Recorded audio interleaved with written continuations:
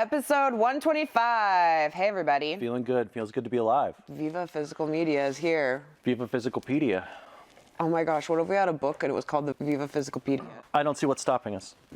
That's right. If you guys would like to fund our book, send us money. Send us money to the book fund. Send us money to the book fund. Yeah. The Viva Physicalpedia. Viva Physical Media. Viva Physicalpedia book fund. We accept cash, money orders, personal checks. I don't know what to do with a money order. Crypto. What do you take it to the we'll grocery take store? crypto. Diamonds? I'll take diamonds. Gold. Marijuana cigarettes. I don't want any reefer cigarettes. I'll take the crypto. You can have the reefer cigarettes. Yeah. That seems totally fair. Yeah, it works. It's good. Episode 125. How you doing? I'm good. I'm getting over a cold, so if I'm a little low energy or if I sound a little raspy, that's why. If I'm low energy, I'm just straight up tired. Just straight up tired? I've just been up all day. But we're beating the bushes for you people.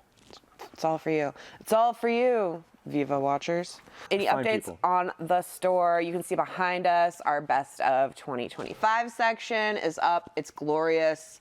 It's filled with a bunch of amazing things, and You should rent them. you should definitely rent them. Immediately. Immediately. Pause this video, Come into the store. come to the store, We'll pick wait. something from this. Yeah, we'll Wait be 5 right seconds. here. Hold on. Okay. I hope you got something good. Yeah. What else is new around these parts? We're going to get some new merch in pretty soon, so keep an eye out for that. Have we made big announcements yet? We have not made any big announcements. Big announcements may or may not be forthcoming. Yeah, so keep your ears peeled. Peel them open.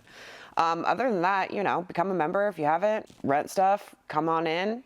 Check out our stuff for sale and, support Scarecrow Video.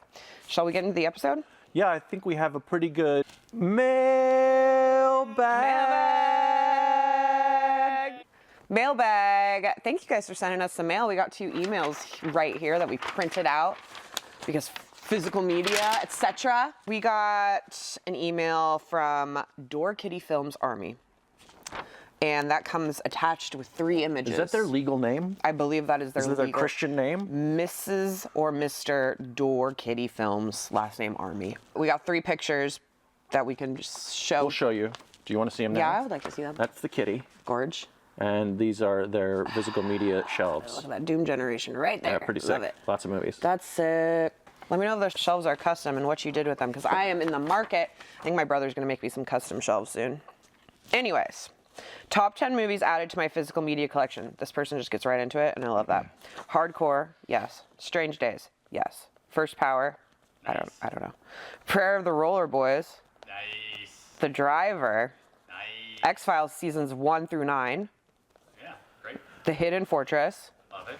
Rolling Thunder, Nice. Man Bites Dog, Nice, except for the sexual assault. Yeah, no fun. The Max Complete series. Oh. Nice, wow. Do you guys like that one or no? That was a It was weird on when I was in high school. I really I liked watched it. it on MTV. Yeah. Sick. From watching these videos, aka Our videos. physical media this Yeah. year, I was inspired to get the Doberman Gang. Aw. Aw. Fine one. 3 movies for the crew to view in 2026 if you have not seen. The Corn Dog Man. Uh-huh. I've heard of I'm this. I'm a big fan of the Corn Dog Man. Yeah. I watched that like in the 90s. You turned me onto that. I think I've heard of it from you guys. Pistol Opera. Oh yeah, yeah. Seijun Suzuki. Saw that in the theater at Grand Illusion. Oh, Seijun Suzuki, huh? Yeah. It's a late one. The Cross and the Switchblade. I saw that That I'm not in familiar the with. basement of a church when I slept over at my friend Wow. Nathan Wright's house. Dude, nothing's getting past Rich today. And I had to go with him to like catechism or like Sunday school, which I never did because I wasn't very religious. But they end up showing this movie, which is about a guy who's like, he goes to the inner city and is kind of trying to help out, and based on a true story sort of thing. Well, damn, I haven't seen any of those. Go check them all out because they're all good. Bonus movie, Bomb the Systems. Always watching. It's all in one sentence. Is the movie Bomb the Systems? The movie is called Bomb the System. Okay. Needs more cat movies. Well, we used to have a segment for that. Cheers, Thrift Store Mafia. Thanks, person. Thrift Store Mafia? I don't know. It just says Cheers, Thrift Store Mafia. Okay. There's no punctuation to guide me, and you know what? That's your right. and that's fine. Wouldn't make it in Robin Williams' class in Dead Poet Society at all. Thank you for those. Thanks right. for the recs. Actually, more people should give us recommendations. I like that. I'm always on the lookout for recs. This is from our good friend Corey Brewer, and if you're not a listener to Emily's podcast that she does with me and our friend Travis, The Suspense is Killing Us. Oh, I like calling it Emily's podcast. Corey did the music for that podcast. Greetings, Viva Crew. Hey. At the beginning of 2025, I decided that I wanted to watch as many Django-sploitation westerns and pre-piano teacher Isabelle Huppert movies as I could, and here is what I found. Wow. I watched 10 Isabelle Huppert movies with little to no research and had an 8-to-2 banger to dud ratio. Incredible. That is really good. A batting average that really reflects her GOAT status. If anyone is curious about her body of work, my advice would be to throw a dart. Chances are you got a good one. Yep. Odds are even better if you get one of her many collabs with Chabrol. Agreed. The Django-sploitation was predictably a bit more spotty, but I watched 17 of them, and the best ones were Go Kill and Come Back, a.k.a. Any Gun Can Play. I agree, that's a good one. Django Prepare a Coffin, yeah. Django and Sartana's Showdown in the West, a.k.a. Django and Sartana are coming, it's the end. Django Shoots First, yeah, that's a good one too. And Sartana's Here, Trade Your Pistol for a Coffin. I'm surprised you didn't go with Django Kill If You Live Shoot. Yeah. That's one of my favorites. All of which can be found in Scarecrow's Spaghetti Western section. Corey, I'm really appreciative that you did that because I love spaghetti westerns. Scarecrow and you've got a spaghetti. lot of good ones here. And I did this back when I first started working at Scarecrow. I went through the entire spaghetti western section. Anyway, I also watched a giant pile of David Lynch's digital short films from the 2000s and a few Bela Lugosi pictures between Dracula and Ed Wood, which I know is basically his whole career but a blind spot for me. Both were very rewarding. I am unsure what my 2026 watching project will be, but I may just keep trucking on these.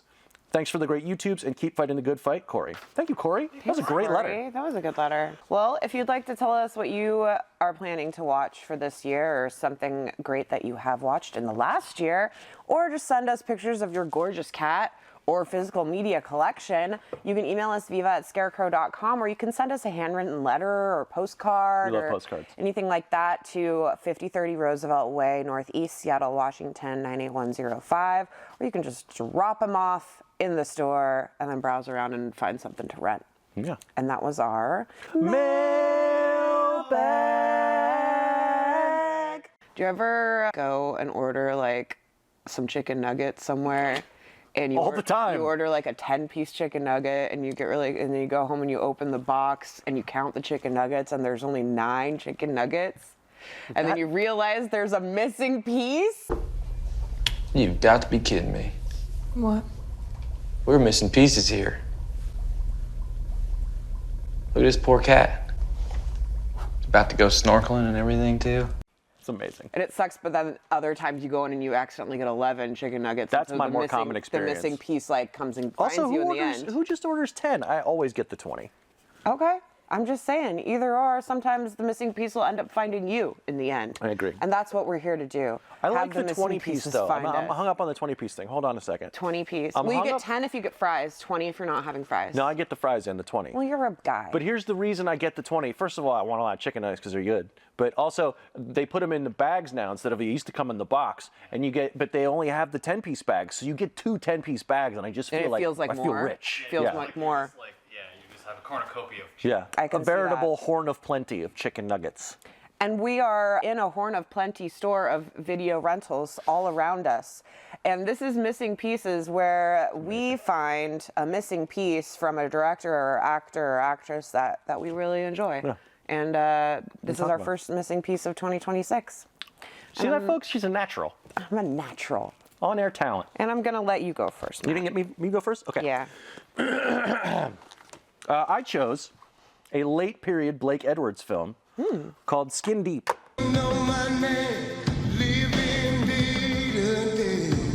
Now, I'm a little up and down on Blake Edwards as a whole. I'm not a big fan of the Pink Panther stuff with Peter Sellers, although I acknowledged that they're very important comedy films. Yeah. Peter Sellers was a genuine, a comedic genius. Not my real favorite style of humor all the time. I definitely tend to like Edwards' earlier sort of thrillers, like Experiment in Terror, and his like late period, more sort of self-deprecating, introspective comedies like this one. Now, this was intended to be a sequel to his film 10 with Dudley Moore and Bo Derek. Okay. He was writing it, and then Dudley Moore decided he didn't want to do that movie, and so instead of scrap the whole project, he just rewrote it, like changed the names and stuff like that. And you can kind of tell because there are some similarities to the different characters. Anyway, it starts with a woman entering a house. It's Denise Crosby from Star Trek The Next Generation, and she goes walking through the house, and she sees in one of the rooms, there's a guy making out with this lady. Cut to... The Lord is my shepherd. Come on, Angie, drop the gun. Is that it? Zachary Hutton? He's cheating on this lady. Then, while they're all arguing over, please don't shoot me with the gun, another woman comes in. Oh boy. I thought you were on a plane. Engine trouble. Oh, I'm sorry. You have me at a disadvantage. You obviously know who I am. I'm Angela Smith. And what do you do, Angela, besides trying to kill my husband? Alex? Shut up. She's asking the lady with the gun, like, who are you? Denise Crosby's like, well, I'm his mistress. And she's like, well, I'm his wife. Who was that in the sheet? My hairdresser. I think I get the picture. So he's cheating on his mistress and his wife at the same time. He gets divorced. He's hitting the skids, man. He's having a real tough time.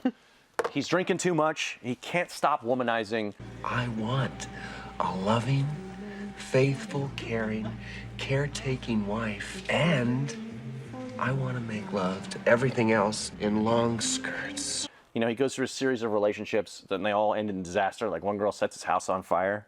All this stuff. Any idea what started it? Spontaneous combustion. As a sex comedy, it seems like you would expect it to be like kind of funny that he's like a shitty womanizer, and you kind of expect that intrinsic sexism to leak in and take over the movie. But really, it's about how he's like a piece of shit who legit really wants to get better and stop drinking, but he's so compelled by his addictions that he can't do it. It's more sad than like... It's more sad than funny. But then it'll like dip into total weird slapstick. There's one scene where he goes to bed with this woman played by Chelsea Field. Her ex-boyfriend shows up while they're doing it. But the whole scene is set in pitch blackness, and both of the guys are wearing glow-in-the-dark condoms. So it's just like these little glow-in-the-dark dicks, like lightsabering with each other. That's pretty funny. Or like later on, he gets like an electric like muscle treatment from one of the girls, and like it's making him spasm and do all this stuff, and he can't like get to his car and get behind the wheel, and then he gets pulled over for drunk driving and all this stuff. In between that stuff, he's like trying to get back together with his wife. He's constantly like dueling with his shitty stepson, and he's struggling with alcoholism and all this stuff. Well, how about that's what I want, bless you. Greg is studying piano and composition. I'll be damned. I didn't know you were that interested in music. Probably because you never thought to ask. That's not fair, but accurate. I'm not going to say that it's a great movie, but John Ritter is kind of built for this performance. Everybody Yeah. thinks that John Ritter's kind of just like a silly dude, but he's really a keen, dramatic actor. He manages to strike the balance in this really well. I'm glad I checked it out. I'm surprised I hadn't seen it before. If you want to see another Blake Edwards movie from his late period, check out the movie Switch, where womanizing Jimmy Smits goes to heaven after an accident and is sent back to Earth as a woman, so that he has to understand what it's like to be a chick who is scammed on by all these like shitty womanizers. Who's the woman? It's Ellen Barkin. Alan Barkin. I don't know if I've seen any Blake Edwards movies. Switch is, it sounds completely stupid, but it's really good, and Ellen Barkin is amazing in it. Yeah. There's scenes where like, she doesn't know how to walk in heels and Yeah, stuff. yeah, that's funny. I like that. Yeah, exactly. It's exactly the kind of saying, like, you would expect it to be like dated awkwardly in a really, really like predominant way, But just it's like not this. that And bad. it has those elements. There's just no getting away from it. It's from like 1989, but there is something smarter and more effective underneath. So check out Missing Pieces. Check out some Blake Edwards if you want to. How do you do? My name is Zachary Hutton, and my wish is to fuck you. All right, my missing piece is True Love.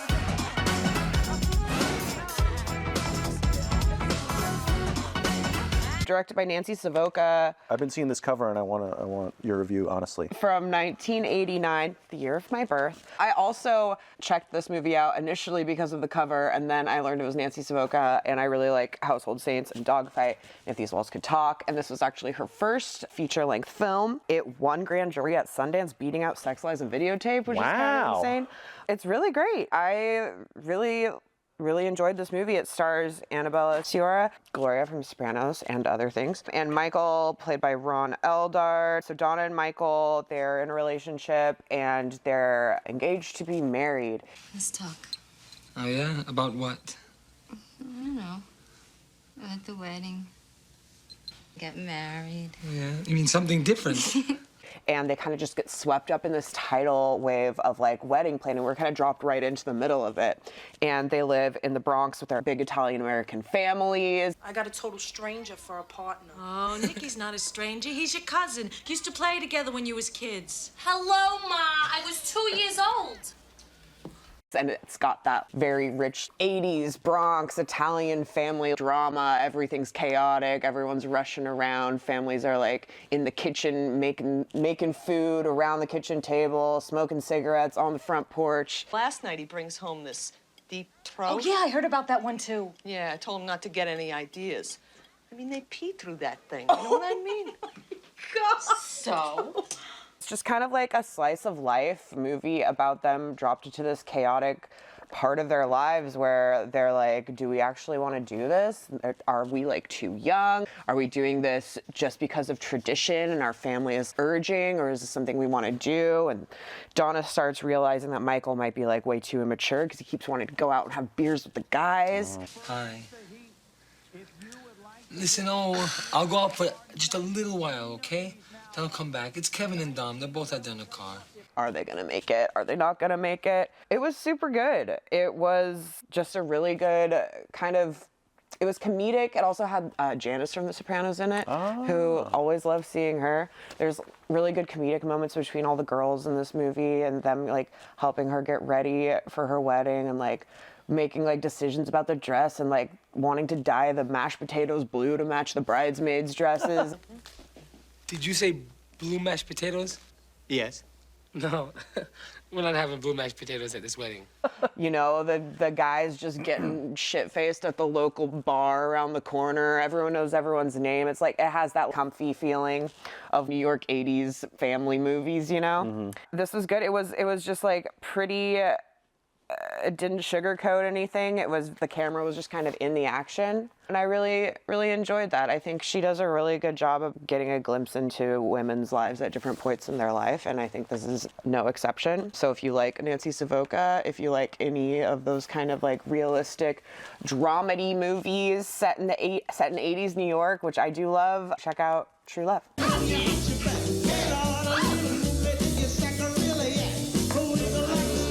My pick for today's episode is Bob Raffles. Is it Raffleson? I say Rafelson. Yeah. Bob R. I've only ever heard people say Raffleson. Bobby Raffs, the king of Marvin Gardens.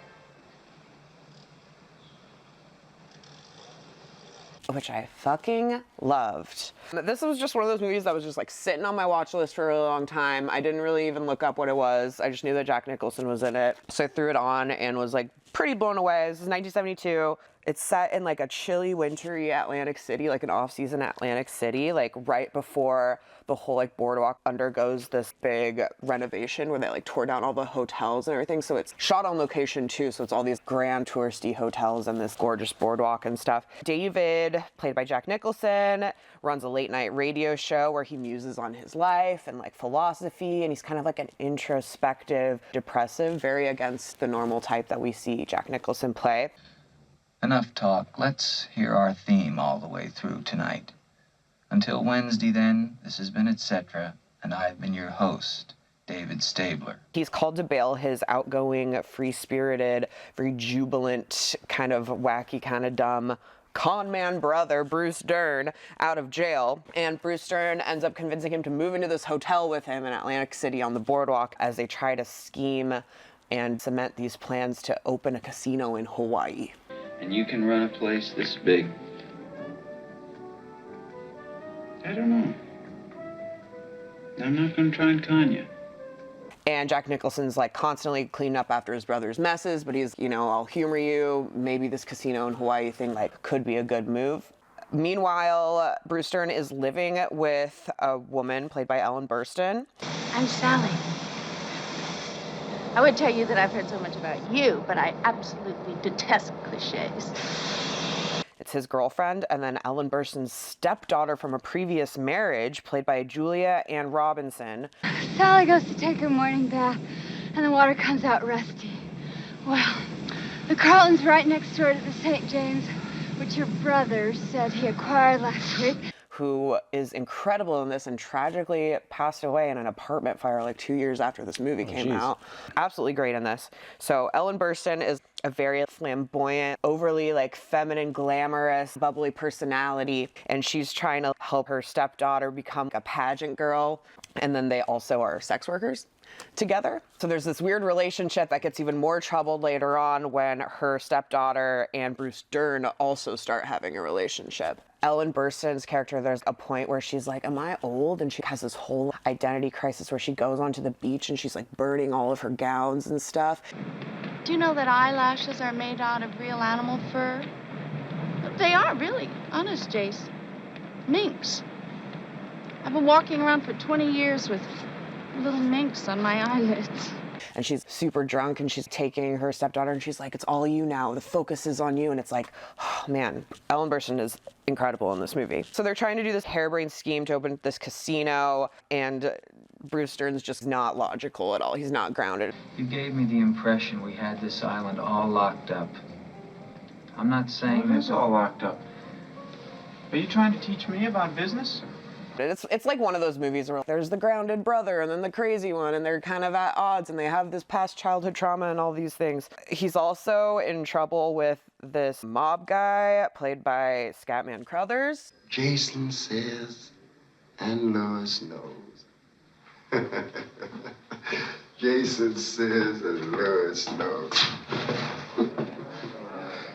So there's also this threat of violence that just undergoes everything. It's really great. I thought the unexpected roles of this, I guess they were meant to play opposite roles when they started, and then they're like, let's try it this way, and it was so refreshing and unexpected that they just kept it that way, and honestly, I felt it was great. It's filmed gorgeously. The like cold off-season winter Atlantic City is like so beautiful, and there's some scenes of surrealism, like you can see on the cover here, where they're just horseback riding one day, and they're just like talking to each other, and these two horses facing each other. It's just, it was a surprising gem, a really great movie.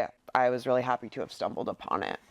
So, and King of Marvin Gardens, I guess Marvin Gardens is in New Jersey, and it's spelt differently. I think it's like spelt wrong on the title, a place in Monopoly, like a Monopoly thing too. That's why that looks like a Monopoly piece, like Monopoly, real estate card. Yellow, Oh, that's why the yellow thing? Yep. The yellow properties, yeah. Monopoly, all right.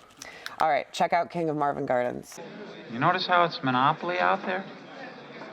Remember Boardwalk, Park Place, Marvin Gardens? Directly to jail? Oh, that's me. My pick this week is The Oldest Profession. A 1974 film from the Nikatsu studio, directed by Nobuo Tanaka. It is a shining example of a kind of movie that is called a Roman porno film. That has like a kind of a very distinct meaning. I just learned what this was like 3 months ago. Yeah, it's pretty complicated when you look at exactly what it all means. But I'm going to try to make it as simple as possible. There were pink movies, pinku films, and those were more standard sexploitation films that were coming through Japan at that time. Also, this was right around the time of like a lot of relaxing of censorship and pornography laws and things like that. Nikatsu started their own sort of version of those movies, the Roman porno film. There's debate over where the title Roman porno comes from, but for the purposes of this conversation, we will use the definition of romantic porno film. That's just one choice that people make. Anyway, these were sort of meant to be like more high-toned, classier, more artistic sexploitation films. They also tended to tackle social themes, had a more female perspective, and used like more avant-garde techniques. And this is a really great example of one. So this is directed by Nobuo Tanaka, who is one of the more notable directors of these kinds of movies. It stars Mieka Seri as Tome, who is a 16-year-old sex worker in Osaka. And she lives with her developmentally disabled brother, Saeno, and her mother, who is over 40 but is also still a sex worker. あんたな、頼むわ。お金回して。 But mostly it's just sort of about her survival as a sex worker and the very different ways in which that's possible for her. Her mother does it because she needs to make money to live. Tome kind of does it because for her it's an assertion of her own agency. 話があんねや。おい、ようもおっちゃん取ってくれたな。商売しただけや。悪よかったで、ほら。あ、ほんだらそら、生まれてそっからや。何を抜かせがんねん。その銭はやな。その銭はこっち来んかい。ほら、止め。こっち来い、こっち。It's an act of rebellion. It's a way for her to control herself. Even though it might mean that she is physically or even sexually assaulted by some people, like she believes that it is her making the choice to do this. The sex scenes are numerous, and a lot of movies from this time period would sort of kind of cheekily cover up what's going on with like a like sort of decorative vase or like a picture frame or something, like blocking the action where you'd know clearly what was going on, but you couldn't really see anything. This is much more raw. You know, it's not like there's, you know, unsimulated sex or anything like that, but the sex scenes are very, very graphic, and they're very unadorned. They're not they're not what I would call tasteful. どいてな。思うやんか。 It's also one of the few movies from this genre to be filmed almost entirely in black and white until the final reel. Not only a lot of graphic sex, but there's a lot of really yucky stuff in this movie, up to and including a very big subplot about her developmentally challenged brother's sexual obsession with her and whether or not she is going to choose to consummate that. The final reel suddenly snaps into color, and it is among the saddest and most disturbing scenes I've seen in one of these movies. They've always been known to me to be very serious films, you know, like despite the content, they're not playful at all. This one was bleak in a way that I was not expecting. It's really, really terrific, and also beyond everything that I've said, also serves as a beautiful portrait of what Osaka looked like at this time. It had just been coming off the Expo 70 festival, which was kind of like the World's Fair. Yeah. And that was supposed to, you know, like economically rejuvenate this part of Japan. And like you see now that it's like it's still full of poverty and squalor, and it, you know, whatever job that was supposed to do is no longer there. Like it didn't happen. And the lead performance by Meika Seri is amazing. I was really surprised by this one. I've seen a ton of these movies, and this one is kind of like a foundational one in a way, and it really knocked me out. So check out The Oldest Profession.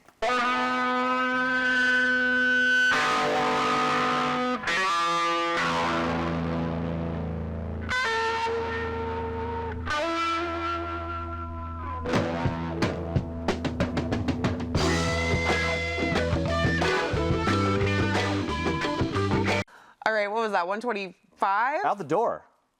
Out the door. Out the door. I think we gave you guys some good recs. Yeah, good recs. Had good some recs mailbags. Lots of dirty stuff in this missing one. pieces. Lots of sex. Yeah. Violence. Love. Hate. Glow in the dark condoms. Glow in the dark condoms. Yeah. Etc. Etc. We'd love to hear from you. Viva@scarecrow.com. Come into the store if you haven't. If you're around Seattle and you just haven't made it in, make it a point to come in. We promise you're not going to be disappointed. Vote for Ranch versus Rom. Oh yeah, vote for Get Ranch. over it. We have a lot of votes last time, and you are in the lead right now, my friend. It was the what was yours called? Who fucking knows? The Night Before versus my Get Over It. And you know what? I'm not surprised. Neither of us were happy with our fighters. Neither of us were happy, but nostalgia seems to be a powerful force. It truly is. Become a member, or also and rent by mail. No matter where you are, we would like to send you some movies to watch. So please help us help you make that happen. And that's about it. You know, just keep doing what you're doing, and we love you, and we're happy that you're watching us in this new year. Yeah. You think? Okay. Okay. Bye. See you next time. Bye.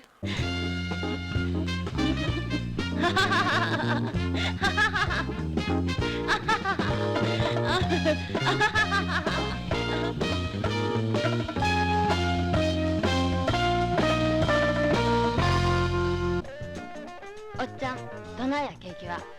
まあまあやな。ほら、ええわ。